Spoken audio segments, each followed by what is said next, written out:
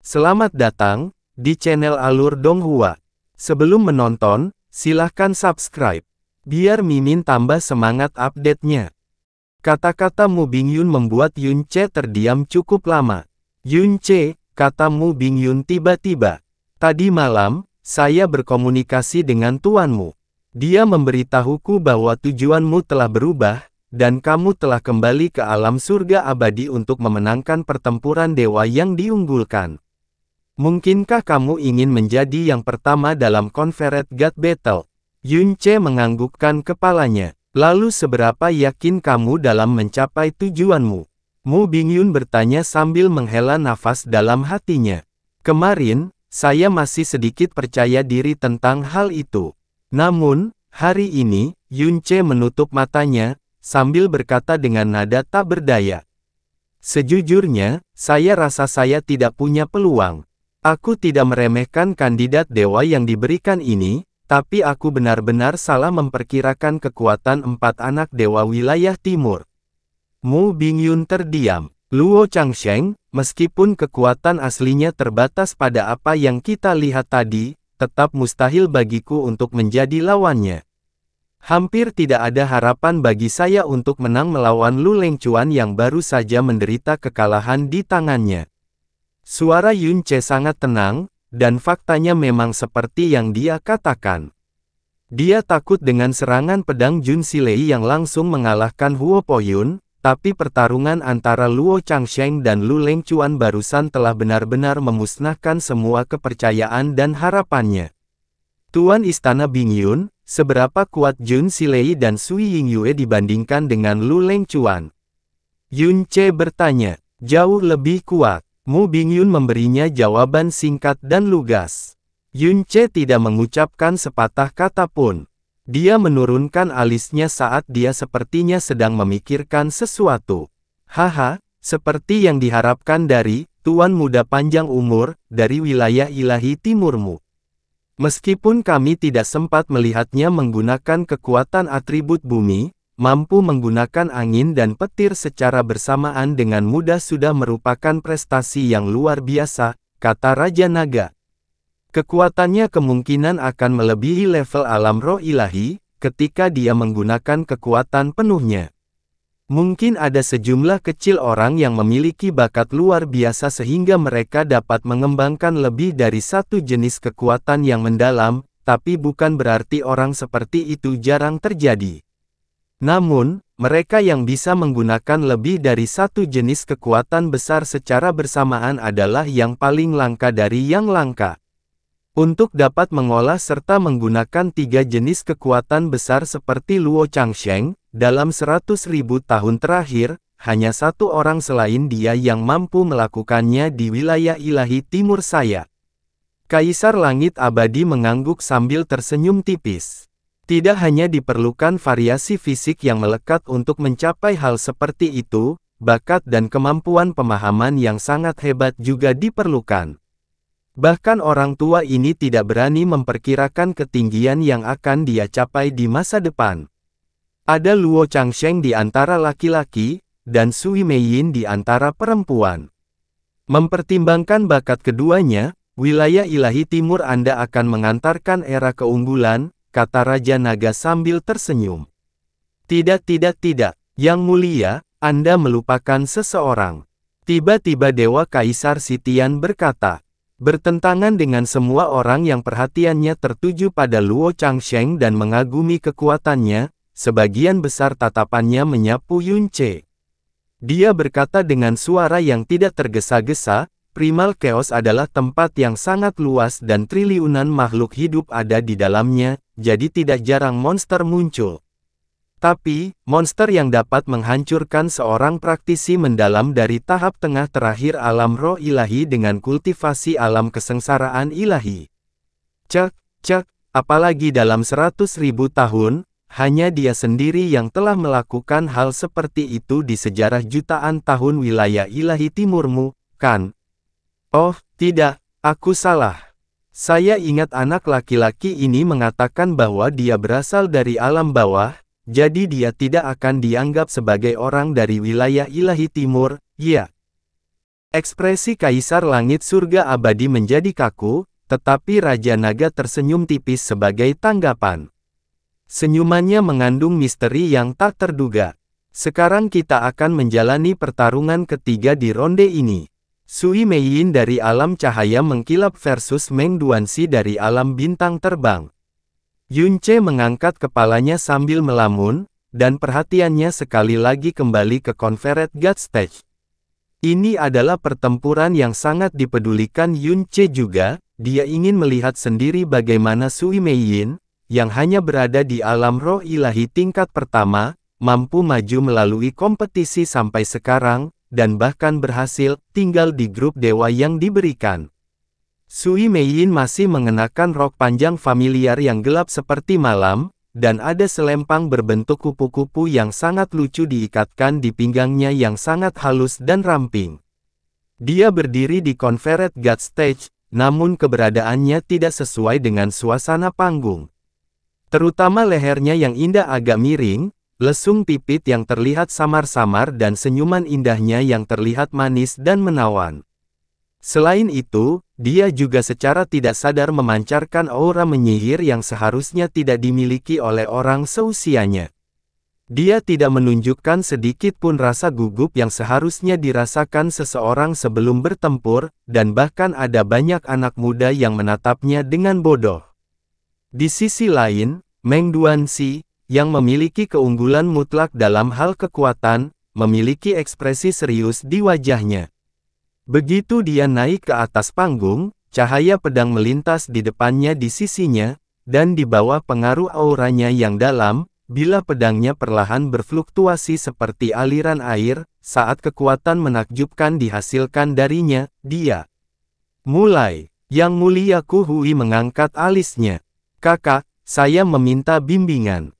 Sui Meiyin membalikkan tangannya, dan cahaya biru berkedip-kedip meluas ke kedua sisi tangannya. Segera, siluet biru laut tipis dan panjang muncul di tangannya. Tombak, Yunce berkata dengan suara rendah. Tombak itu terang dan jernih seperti kristal, dan memancarkan cahaya berwarna biru yang indah, seperti lautan. Tubuh tombaknya sangat tipis, dan sekilas tebalnya tidak lebih dari setengah inci. Oleh karena itu, benda itu dapat dipegang sepenuhnya oleh tangan kecil dan indah Sui Meiyin dengan mudah. Tapi, tombak itu luar biasa panjang, panjangnya lebih dari 3 meter, bahkan lebih panjang daripada tombak pembelah langit milik Lu Lengcuan. Adegan Sui Meiyin, yang tingginya hampir 1,5 meter, memegang benda panjang di tangannya memiliki dampak visual yang cukup besar. Warisan alam cahaya mengkilap berasal dari binatang ilahi yang disebut kupu-kupu cahaya mengkilap yang berasal dari era kuno. Dikatakan bahwa tombak ini dibuat dari untaian sayap kupu-kupu cahaya mengkilap, dan memiliki nama khusus yang disebut bahasa kupu-kupu mental ilusi. Karena gumpalan jiwa sebenarnya dari kupu-kupu cahaya mengkilap terkandung di dalamnya, tidak ada seorang pun yang bisa menggunakan kekuatan sebenarnya dari tombak ini sampai sekarang. Tapi, sebenarnya mereka mengambil inisiatif untuk mengakui Sui Meiyin sebagai pemiliknya. Aku juga meminta bimbingan. Meng Duanxi menganggukkan kepalanya. Menghadapi lawan seperti itu, meskipun pikirannya berada dalam kondisi yang sangat stabil, dia masih bertindak sedikit tidak wajar. Terlepas dari kenyataan bahwa budidayanya 8 alam kecil lebih tinggi dari lawannya, Meng Duanxi lah yang mengambil langkah pertama. Dalam pertempuran ini, atau tepatnya, dalam pertempuran apapun, menganggap enteng lawan adalah hal yang sangat tabu.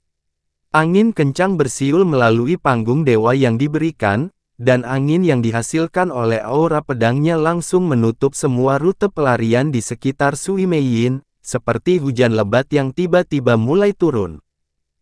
Berbeda dengan Yunce, dia secara pribadi menyaksikan bagaimana Sui Meiyin mampu menang melawan lawan-lawannya di 2 pertarungan sebelumnya. Oleh karena itu, dia mulai melancarkan serangan yang cepat dan kuat sejak awal. Dia ingin segera menekan Sui Meiyin dengan keunggulan absolutnya dalam kekuatan yang sangat besar, dan bahkan mengalahkannya jika memungkinkan.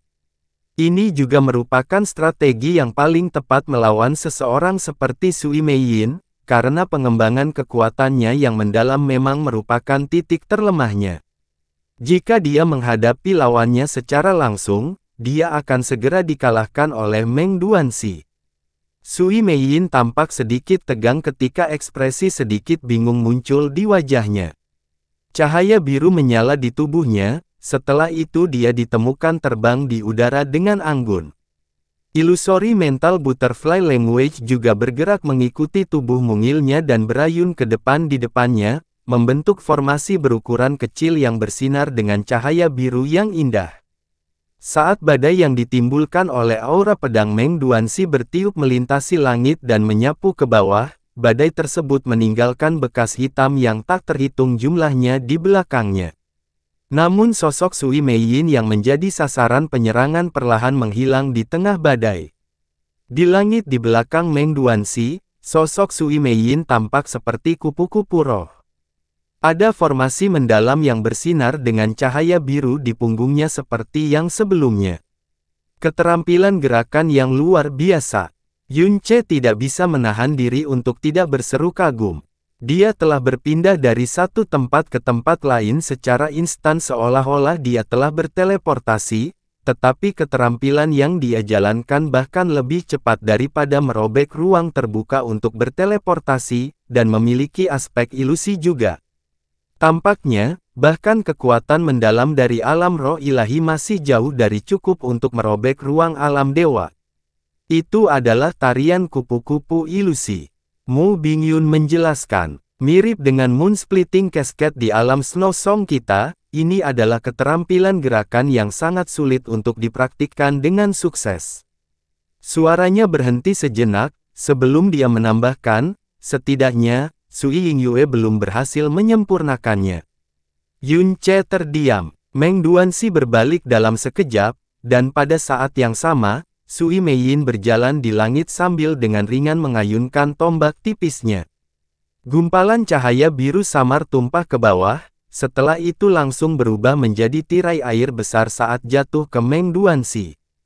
Kekuatan yang dipancarkan dari tirai air tidak terlalu buruk, tapi itu tidak membuat Meng Duanxi merasakan tekanan sedikit pun. Bagaimanapun, serangan atribut air secara publik diakui memiliki kekuatan ofensif yang paling kecil.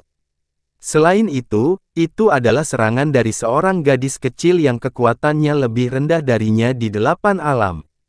Meng Duanxi bahkan tidak memberikan serangannya dengan benar, saat dia merobek tirai air menjadi dua bagian dengan ayunan pedangnya yang santai. Sui Meiyin terus bergerak ringan di udara. Saat bahasa kupu-kupu mental ilusi berayun berulang kali, gumpalan cahaya biru saling berpotongan dan menghasilkan tirai air satu demi satu. Ketika banyak tirai air saling tumpang tindih saat jatuh di atas Meng Duanxi, kekuatan serangannya memiliki kekuatan yang menghancurkan bumi. Meskipun tirai air tidak menimbulkan ancaman baginya, dan dia tidak akan terluka bahkan jika tirai air itu mengenai tubuhnya, itu akan menjadi penghalang serius pada garis pandang dan auranya. Terlebih lagi, banyaknya lapisan tirai air yang saling tumpang tindih telah membuatnya mustahil untuk melihat apapun di sekitarnya saat mereka semakin dekat dengannya. Meski menghadapi situasi seperti itu, Meng Duanxi tidak mengubah ekspresinya. Dia terbang ke udara dan menebas secara horizontal dengan pedangnya. Mengikuti serangkaian suara robekan, 10 tirai air terkoyak pada saat yang bersamaan, dan air tumpah seperti hujan lebat. Namun sejauh yang dia bisa lihat, masih banyak lagi lapisan tirai air di atasnya, tanpa jejak sosok Sui Meiyin. Meng Duanxi mengangkat alisnya. Tiba-tiba, dia melayang ke langit dengan kecepatan lebih cepat saat pedangnya menembus udara di jalannya. Setelah serangkaian ledakan, dia dengan jelas merasakan bahwa pedangnya setidaknya telah menembus puluhan tirai air. Seperti yang dia duga, lusinan tirai air ini pecah dengan suara keras, dan tumpah ke sekeliling dalam bentuk hujan lebat yang lebih lebat. Namun, bahkan ketika semua tirai air ini meledak, masih ada lebih banyak lapisan tirai air yang saling tumpang tindih di langit di atasnya, dan dia masih tidak dapat melihat sosok Sui Meiyin, bahkan auranya telah menghilang pada suatu saat, dia telah menghilang sepenuhnya sehingga dia tidak bisa merasakan keberadaannya sama sekali. Meng Duanxi sangat khawatir di dalam hatinya, apa yang terjadi di sini? Kenapa tirai air ini tidak ada habisnya? Setidaknya diperlukan 50 lapis tirai air untuk memotong auranya sedemikian rupa. Bagaimana dia bisa melakukan hal seperti itu dalam sekejap? Saat Meng Duanxi merasa khawatir, pandangannya beralih ke bawah. Dia langsung kaget dengan apa yang dilihatnya. Area di sekelilingnya di bawah sebenarnya telah berubah menjadi perairan yang sangat luas. Dia tidak bisa melihat Sui Meiyin, Conferred God Stage, atau area tempat duduk penonton.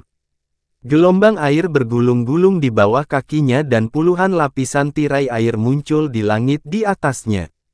Tiba-tiba dia menyadari bahwa dia tanpa sadar telah terperangkap di dalam wilayah air surgawi. Setelah terkejut dengan situasinya saat ini, Meng Duanxi dengan cepat menjadi tenang. Senyum tipis dan percaya diri muncul di sudut mulutnya, saat dia berbicara pada dirinya sendiri. Saya telah lama mendengar bahwa alam cahaya berkilau memiliki seni dewa dalam mengendalikan air surgawi sehingga dianggap tak tertandingi di bawah langit. Namun, yang satu ini menggunakannya saat ini adalah seseorang dengan kekuatan mendalam yang rendah dari alam roh ilahi tingkat pertama. Karena itu, meskipun domainnya kuat, mustahil untuk benar-benar membuatku terjebak di dalamnya. Dia mengeluarkan teriakan pelan saat auranya yang dalam melonjak lagi, dan pedang di tangannya segera berubah menjadi bentuk astral yang panjangnya lebih dari 3 meter.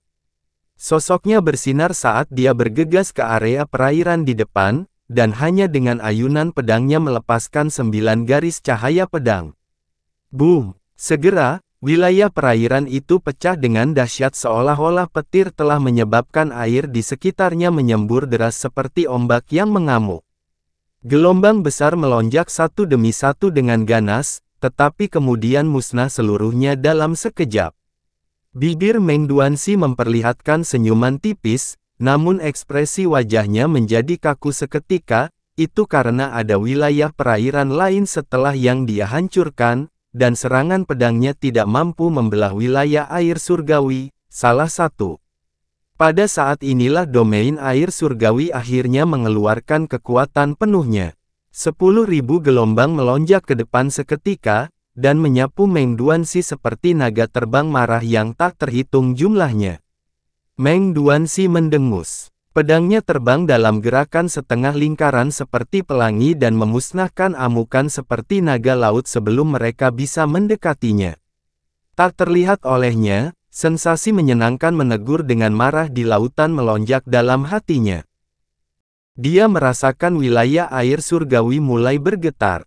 Dia semakin memfokuskan pikirannya, saat dia mulai menyerang ombak dan badan air di sekitarnya dengan kekuatan yang semakin besar untuk benar-benar merobek wilayah air surgawi hingga hancur berkeping-keping.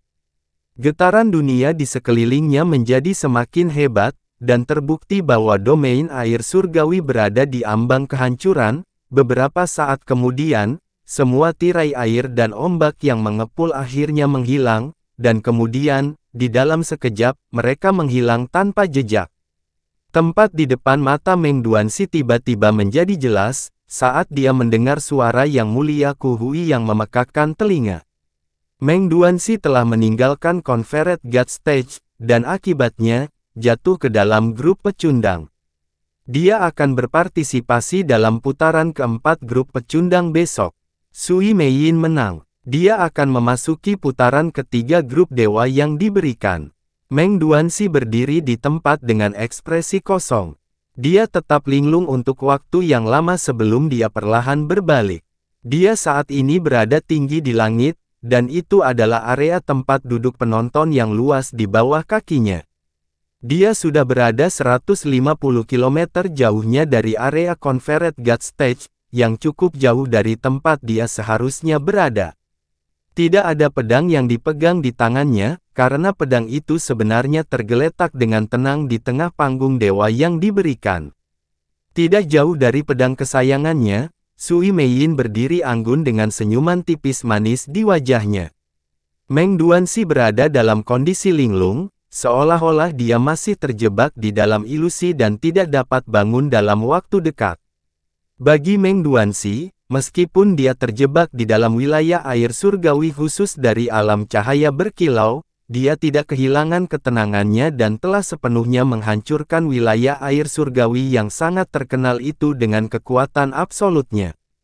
Namun di mata orang lain, Meng Duanxi tiba-tiba membeku di tempatnya setelah memusnahkan serangan tirai air kedua dari Sui Meiyin. Segera setelah itu, pedang yang dia pegang terlepas dari tangannya saat pedang itu jatuh ke panggung dewa yang diunggulkan.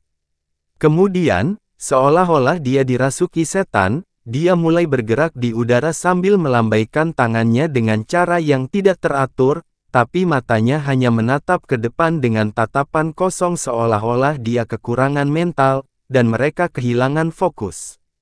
Segera, dia mulai menari di dalam area Conferred God Stage yang baru saja berhenti sekarang. Meninggalkan area Conferred God Stage berarti kalah dalam pertempuran. Meng Duanxi turun dari langit dan diam-diam pergi. Baik tubuh atau jiwanya, keduanya sedang bergoyang saat ini. Dia telah kalah.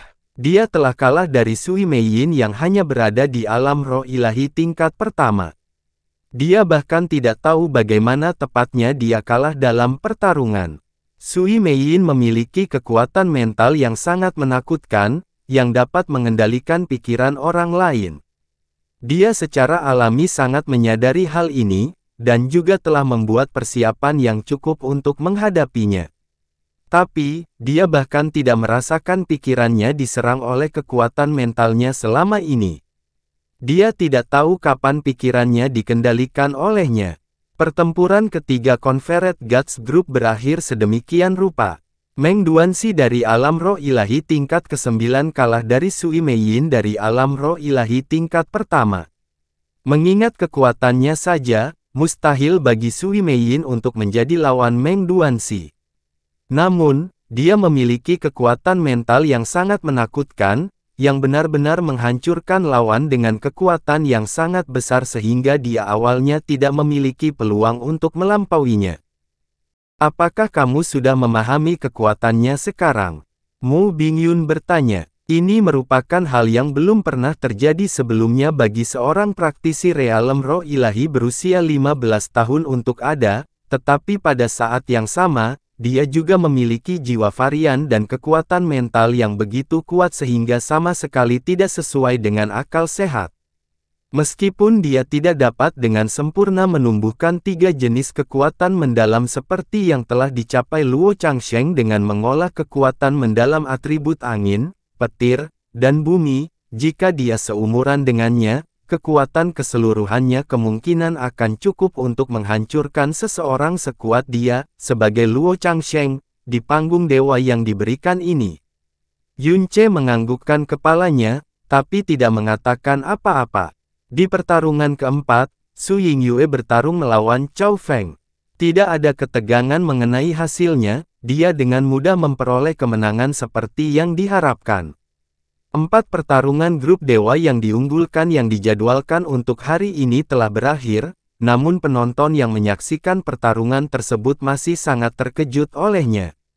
Jun Silei langsung mengalahkan Huo Poyun dengan satu gerakan pedang, Luo Changsheng dengan santai menghancurkan penghalang suci naga emas Lu Lengchuan, Sui Meiyin sepenuhnya mengalahkan Meng Duanxi yang kultivasinya lebih tinggi darinya di 8 alam kecil.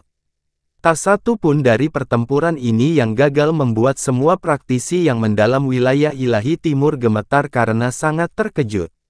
Khususnya, para praktisi muda yang menganggap kultivasi mereka luar biasa, begitu terguncang seolah-olah mereka terkena gelombang badai.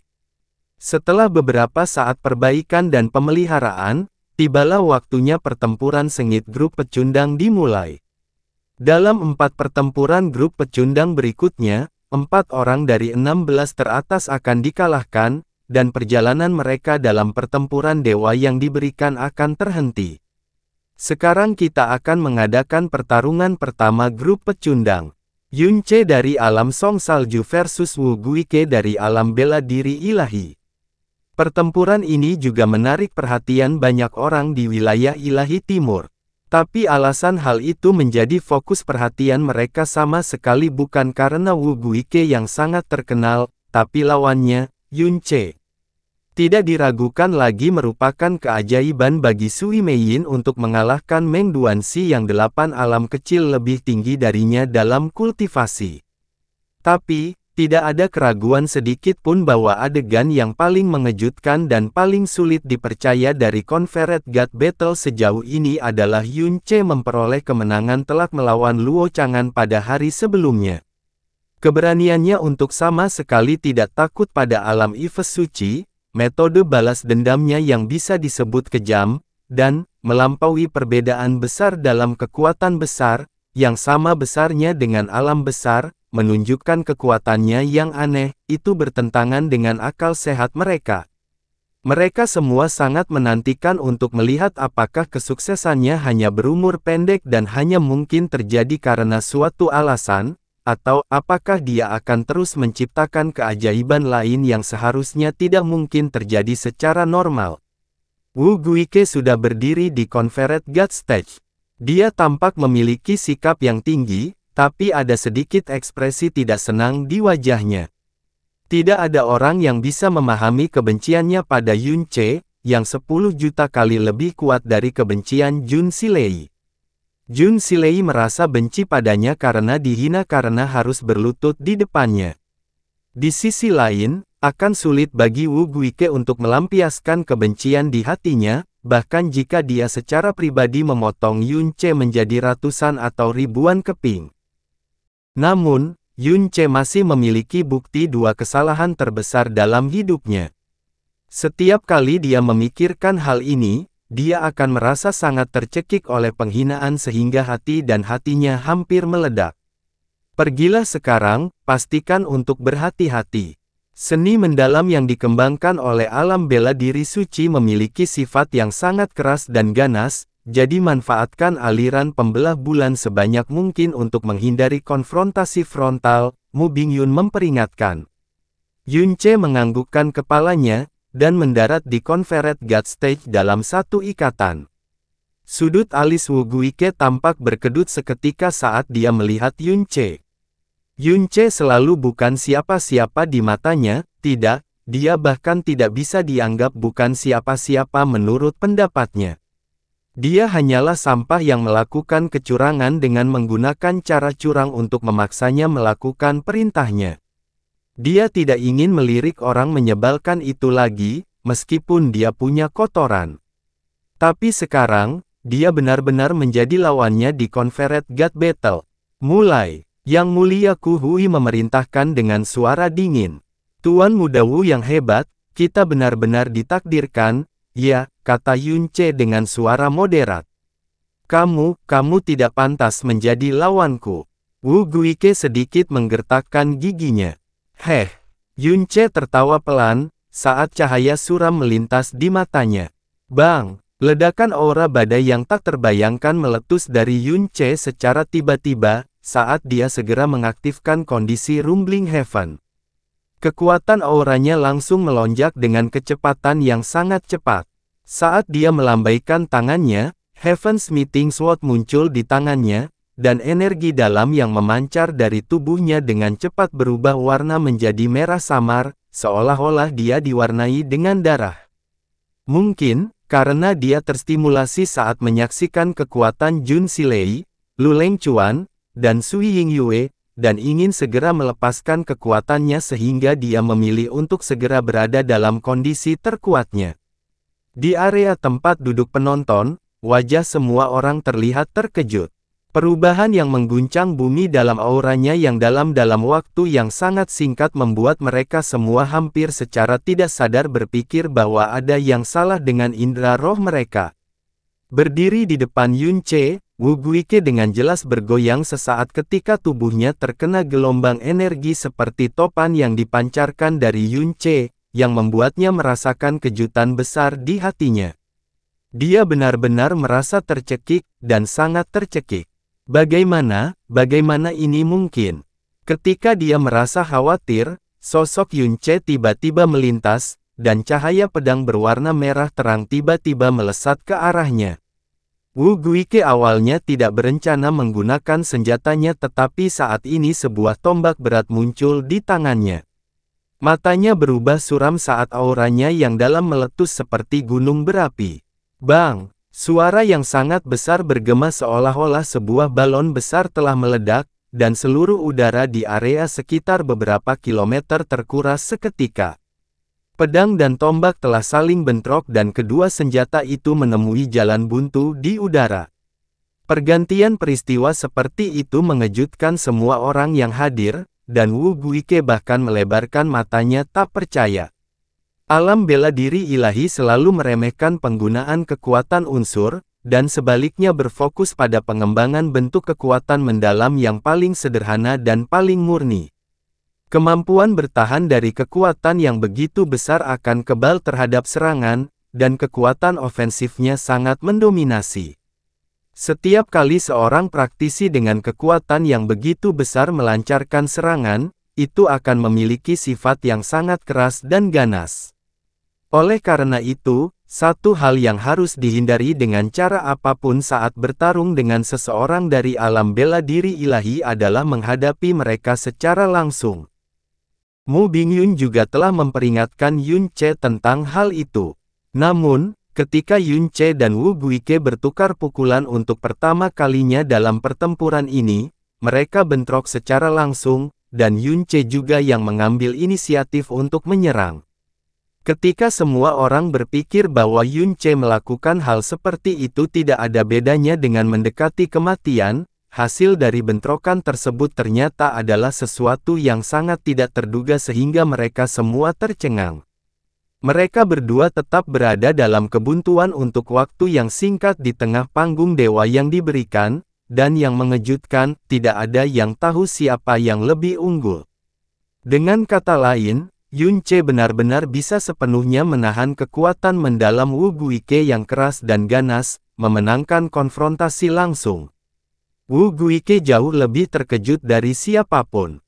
Baru saja, sambil merasakan tercekik yang mustahil dari lawannya, dia segera menggunakan seluruh kekuatannya untuk menyerang, tanpa menahan diri sedikit pun.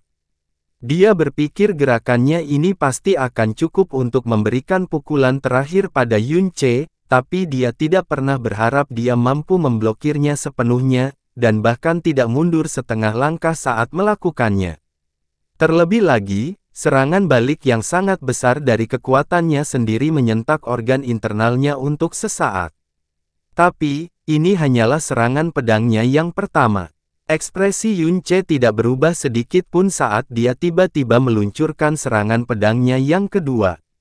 Seluruh tubuh Wu Guike bergetar hebat, dan lengannya mati rasa dalam sekejap. Menghadapi energi Wu Guike yang keras dan ganas, Yun Ce seharusnya hanya mampu melancarkan serangannya dengan kecepatan yang sangat lambat.